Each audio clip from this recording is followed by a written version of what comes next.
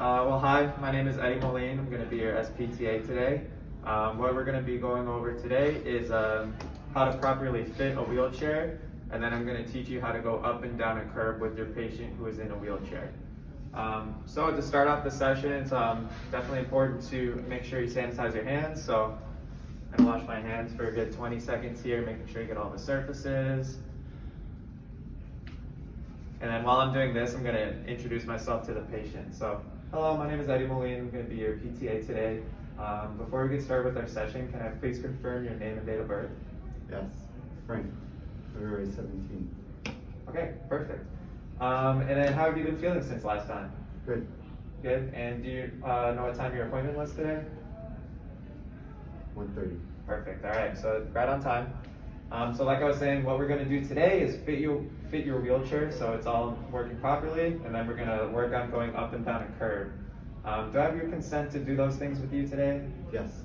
Okay, perfect. So that's the basic intro, and then we're going to get into how to fit the wheelchair next. My name is Eddie Moline. I'm going to be your SPTA today, and what we're going to be doing is going over how to properly fit a wheelchair. So to do, the importance of this is going to be for the patient to be able to move around freely and safely, and have proper posture when they are in their wheelchair. So before we get started, Frank, is it okay if I do some measurements on you in the chair today? Yep. Okay, perfect. So we're going to start off with this tape measure. We'll get the proper seat height. So to do that, I'm going to come down and take the measurement of Frank's heel to his popliteal fossa. You want to make sure the patient has the shoes on that they'll normally have on when they're in the wheelchair. So this is important to make sure that the patient isn't dragging their feet and they're at a good height when they're maneuvering. So taking the height from the popliteal fossa to the heel, that is about 20 inches. So you would add 2 inches to that. So we want the seat height to be at 22. So then, measuring the seat height here, from the bottom of the seat to the ground, it's at about 19 inches, so we want to add 3 inches to be at that 22. What we'll be getting into next is the back height. So I'm going to have the patient reach out his arm, and for this one, you're going to take the measurement from the armpit down to the bottom of their seat.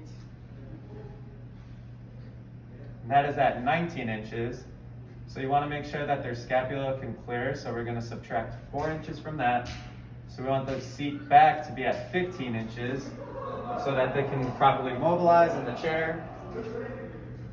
So taking the measurement from the top of the seat back to the seat, it's actually at 15 inches there. So it's at the perfect height for Frank. So we'll move on to the armrest height. For that, I'm going to have Frank bend his elbow. And you're going to take the measurement from the Olecranon process down to the chair.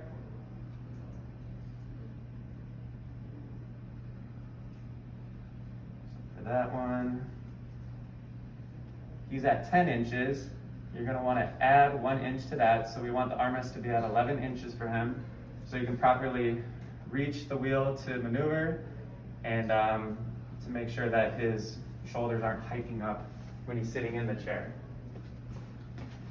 So taking the measurement of this armrest to the bottom, it's at 8 inches, so we would want to add a couple inches so it's at a good height, 3 inches so it's at a good height for Frank's arm.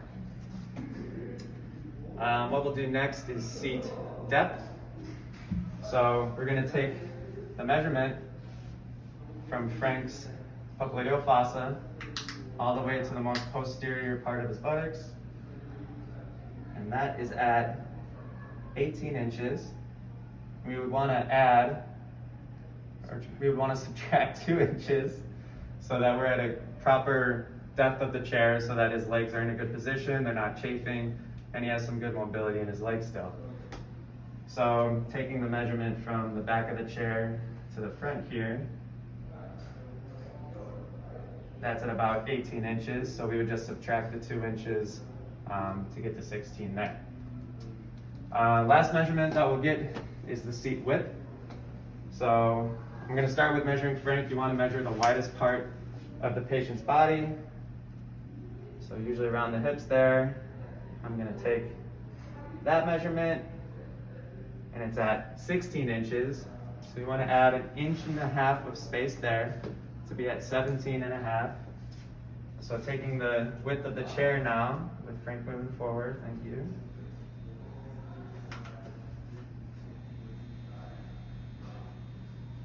That's at about 15 as well. So we would want to add that extra 1.5 inches of space so that he's not compressed too much by the chair, but he's also still stabilized and he doesn't have too much space so he can move around properly and reach the wheel. So those are all the main measurements.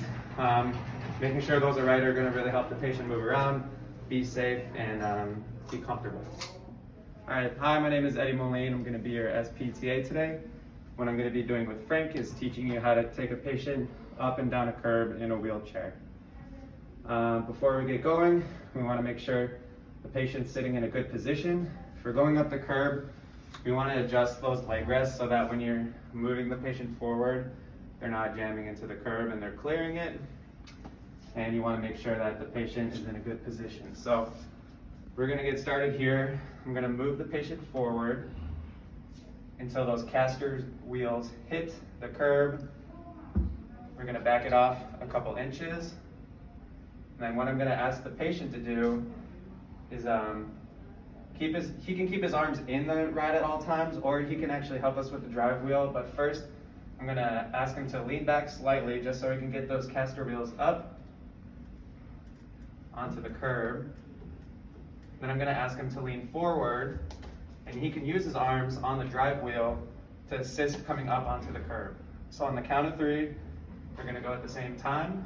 1, 2, 3. You're going to lift up nice and slow, making sure the wheels are in contact with the curb at all times and he's not in the air.